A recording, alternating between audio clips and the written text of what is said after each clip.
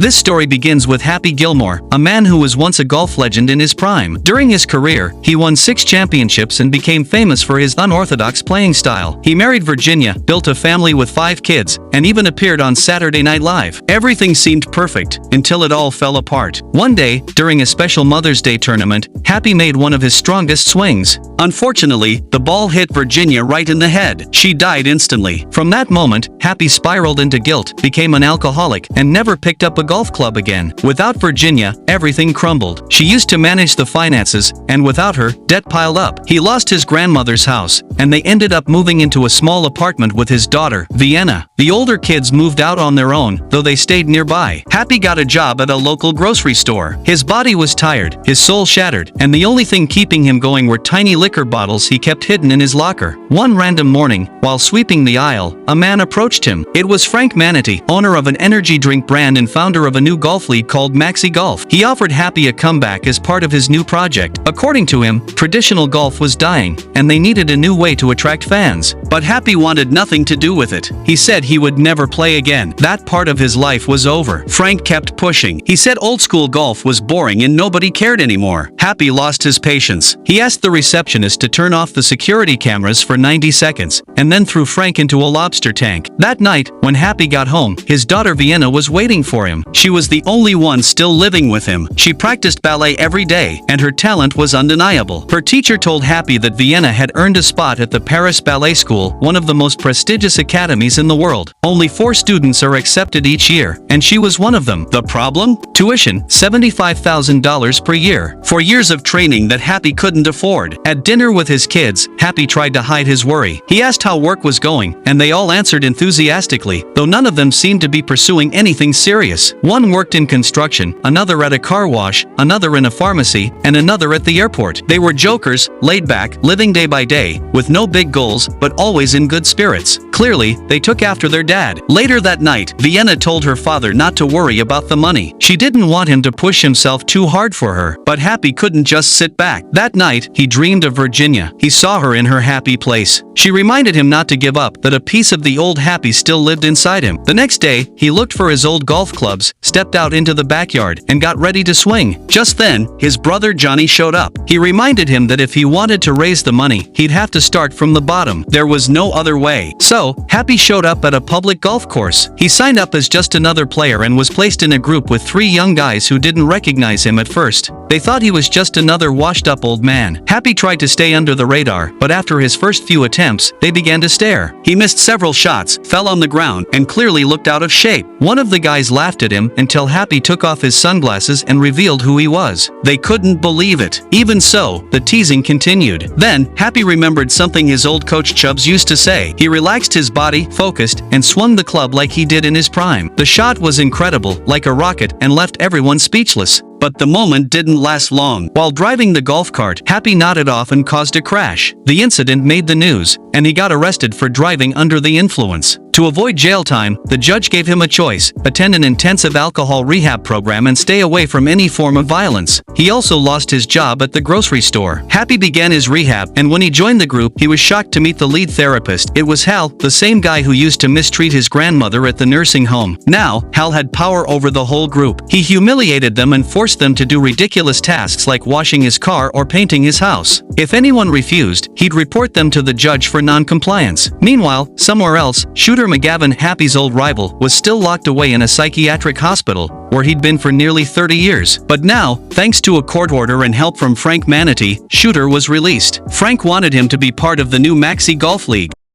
Back at home, Vienna had emptied out every hidden liquor bottle in the house. She knew her dad was trying to quit drinking. With the support of his children, Happy made the decision to return to golf. He started training again, practicing every day, wherever he could. Even though he was rusty, little by little, he started getting back into shape. Once he felt ready, he signed up for the upcoming Tour Championship. His goal was clear: make it into the top 30 and earn enough money to pay for Vienna's ballet school. It wasn't going to be easy, but this was his last shot at making things right. The tournament began began, and everyone was talking about Happy Gilmore's comeback. After more than a decade away from the game, most people thought he wouldn't last a single day. When he got to the course, he noticed that many of his old peers were no longer playing. Some had retired, others simply didn't want to risk losing to the new generation. But Happy wasn't there for pride, he needed the money, plain and simple. One of the caddies recognized Happy. It was the same guy who had once worked with him during his early tournaments, but now he was a pro golfer. He refused to be Happy's caddy. So, Happy found Oscar, the waiter who'd been unfairly fired during the previous dinner, and hired him to join him for the tournament. For his first shot, Happy tried to get into his happy place, but it didn't work. That place had changed. He wasn't the guy who used to picture beer and bikini models anymore. Now, his happy place was feeling calm, surrounded by his kids, watching TikToks, and hearing good news about his cholesterol. With that in mind, he focused and launched the ball with so much power it flew past the flag. The crowd went wild. Vienna was watching from home, and she couldn't believe it. As the tournament went on, Happy started regaining his confidence. He stayed sober, ignored the trash talk, and each shot was better than the last. Oscar, even though he didn't know anything about golf, became his emotional rock. He cheered him on, looked after him, and helped him stay focused. By day 2, Happy had made it into the top 10, with a real shot at a big prize. But everything changed on Mother's Day. That date completely threw him off. Memories of Virginia came flooding back, the weight of his guilt got heavier, and his mind started slipping. He locked himself in the bathroom, pulled out a small bottle he had hidden, and drank again. When he returned to the course, he wasn't the same. His shots were off, and he quickly started falling down the leaderboard. Meanwhile, Frank Manatee was giving shooter McGavin a tour of his mansion. He showed him everything he'd been working on for the Maxi Golf League. Frank had created extreme golf courses with moving platforms, fire zones, obstacles, and an accelerated scoring system. But that wasn't the worst part. The most shocking thing? Every player on Frank's team had undergone an illegal surgery to cut a ligament in their hip, giving them more range of motion, more power, and the ability to make impossible shots no regular golfer could compete with. Shooter was stunned. Frank wanted him to lead this new team, but McGavin refused. He said this wasn't golf anymore. They were destroying the sport. Then he threw his coffee in Frank's face and stormed out of the mansion. Back at the tournament, Happy finished in 6th place. That meant he didn't qualify among the top 5 players who would represent traditional golf in the showdown against the Maxi League. To make matters worse, since he broke his agreement with the judge by drinking again, he now faced a possible 6-year prison sentence. The news spread fast. But just as the police were about to arrest him, one of his fans created a diversion, giving Happy the chance to escape unnoticed. Happy was devastated. He hadn't raised the money, he couldn't fulfill Vienna's dream, and now he was on the verge of going to jail. That's when he decided to visit Virginia's grave. There, in front of her headstone, Shooter appeared. The two locked eyes in silence, carrying the weight of the past. Then, they started to fight just like old times. But it didn't take long for them to realize neither of them was the same person anymore. The fight turned into reconciliation, and Happy brought Shooter home with him. That same night, the lawyer his kids had hired showed up with surprising news. Even though Happy was fined $500,000 for bad behavior, he had earned $496,000 for finishing in 6th place, so his final loss was just $4,000. But there was more. The tournament winner, Billy Jenkins, had withdrawn to join the Maxi League, leaving his spot open. That meant Happy was now officially part of the team that would face off against Frank Manatee's enhanced players.